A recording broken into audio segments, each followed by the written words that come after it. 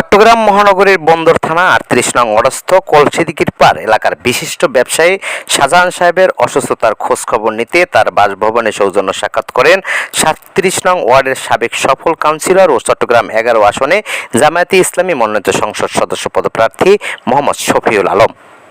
এ মানবিক উদ্যোগের নেতৃত্ব দেন ৩৮ নং ওয়ার্ড উন্নয়ন ফোরামের সভাপতি আলহাজ মোহাম্মদ হোসেন। এ সময় তিনি শাহজাহান সাহেবের শারীরিক অসুস্থতার খোঁজখবর নেন এবং তার দ্রুত সুস্থতা কামনা করেন। সাক্ষাৎকালে আরও উপস্থিত ছিলেন বিশিষ্ট ব্যাংকার ইমরুল কায়েস শাহিন, আবদুল্লাহ ওমর বাহাদুর, বিশিষ্ট ব্যবসায়ী মোহাম্মদ শওকত, মোহাম্মদ মহিউদ্দিন, মোহাম্মদ শাহেদ, মোহাম্মদ জাবেদ, মোহাম্মদ আরমান, মোহাম্মদ হুমায়ুন, মোহাম্মদ রাসেল সহ এলাকার গণ্যমান্য ব্যক্তিবর্গ। পরে অসুস্থ শাহজাহান সাহেবের আশু রোগ মুক্তি ও সুস্থতা কামনা করে বিশেষ দোয়া ও মোনাজাত অনুষ্ঠিত হয়।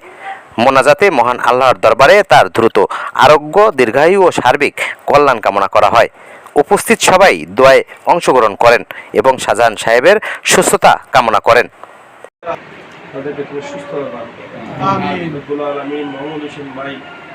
অনেক ন্যায় উদ্দেশ্য নিয়ে কাজ করে যেন তিনি সক্ষম হন, সততার সাথে যেন তিনি এলাকার নেতৃত্বে গ্রহণ করেন, সেই তৌফিক আলামিন এলাকার মানুষের কল্যাণে একজন اللهم إني أعوذ بك من الحزن والحزن والعجز والكسل والجبن والبخل سبحان ربك رب العزة عما يصفون وسلام على المرسلين والحمد لله رب العالمين والحمد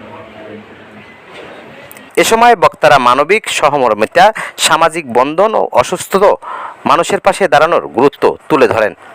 অনুষ্ঠানের মাধ্যমে এলাকায় সামাজিক সম্প্রীতি ও ভ্রাতৃত্ববোধের এক উজ্জ্বল দৃষ্টান্ত স্থাপিত হয়। 16 বাংলা টিভি, আবহমান বাংলার মুখপাত্র।